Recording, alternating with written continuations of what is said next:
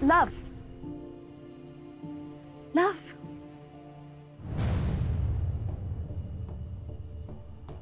Dito ka lang pala. Kanina pa kita hinahanap. You know, I really thought na social tong event na to. Pero bakit may na-invite ng mga langaw?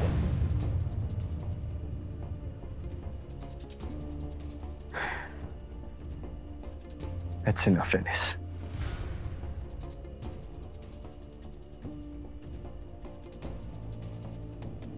Congratulations again, Tata. And I hope you do well working with Ivana. Sorry. Ano ka ba? Hindi mo kailangan mag-sorry. Aalis na ako Baka naabala ko pa kayong mag-asawa eh. Enjoy!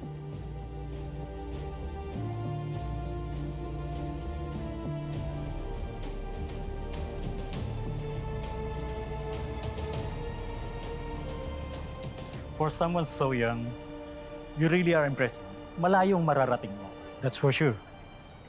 Salamat po, salamat, Gil. Ines, pansin talaga yung tata na yan, Mommy. Ines, gusto mo, umalis na lang tayo. Ayokong sirain ng babae yan yung araw natin. No, Mommy. Hindi ko papalagpasin to.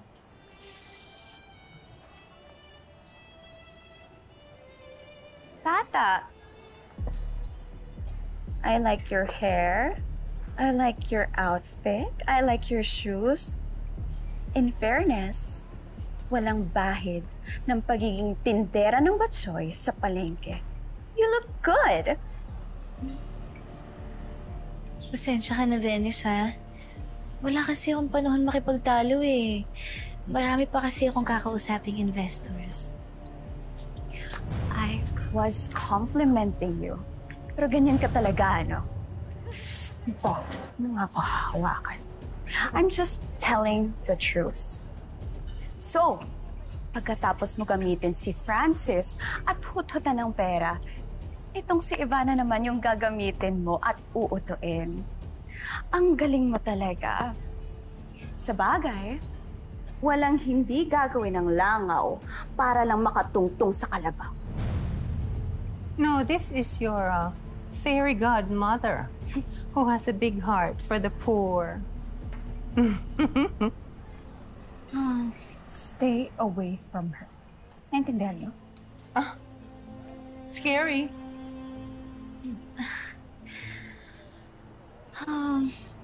Sorry, Venice, ha?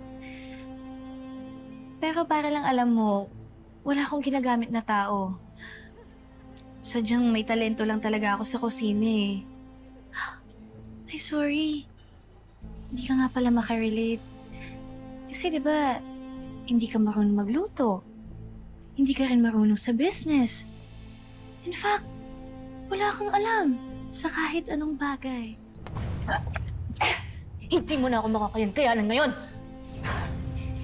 Nakahanap ka lang ng kakampi. Ang lakas ng loob mo ngayon, ha? At ikaw, nagpapauto ka dyan sa hampas lupa na yan? Wow! Alam niyo kung matamatahin niyo tong kaibigan kong si Tata. Akala niyo malinis kayo? Okay.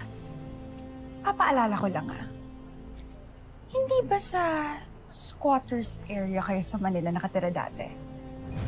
Tama? Ha? Tapos, itong babaeng to, sumikat siyang artista. Pero ano nangyari? Nalaos din siya kaagad. Bakit? Dahil sa pangit niyang ugali. And look now. The face finally matches the inside. Alam mo, pasalamat na lang talaga kayo dahil nasungkit niyo yung most eligible bachelor that time dito sa Iloilo. Walang iba kundi si Francis. Diba? So don't even start with the whole poor end user talk kasi kilalang kilala ko kayo.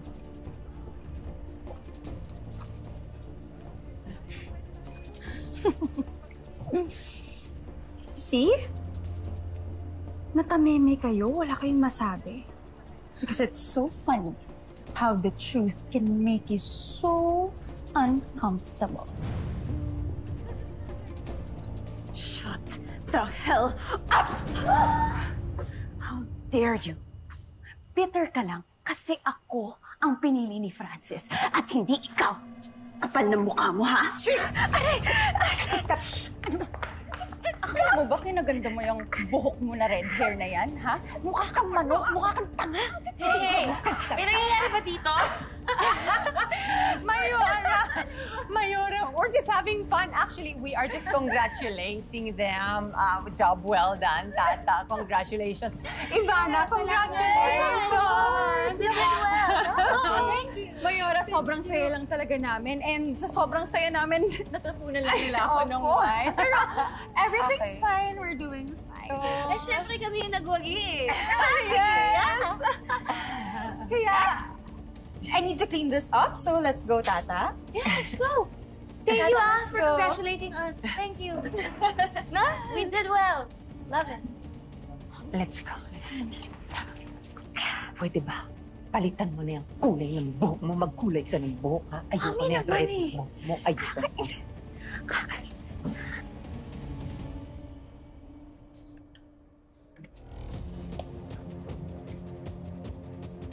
Help! Help! Help! Tulungan niyo ako. Help! Help! Ano po nangyayari sa inyo?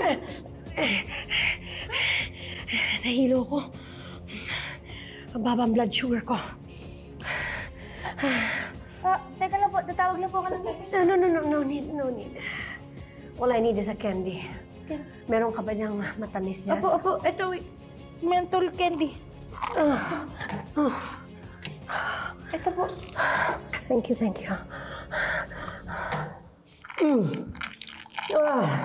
Gusto po. Dali lang. Thank you talaga. Tata? Ang chef ng bahay ni Sam? Nice to meet you po, Lola Sweet. Call me Madame Dulce. Ang pamilya ko lang tumatawag sa akin na Lola Sweet. And how dare you call me Lola Sweet? Lalo na nung kayo at nanay mo ang nanlason sa daughter-in-law ko na si Margaret? Nalason na rin po pala ni Venice yung utak po ninyo. Hayaan niyo po, malalaman niyo din yung totoo.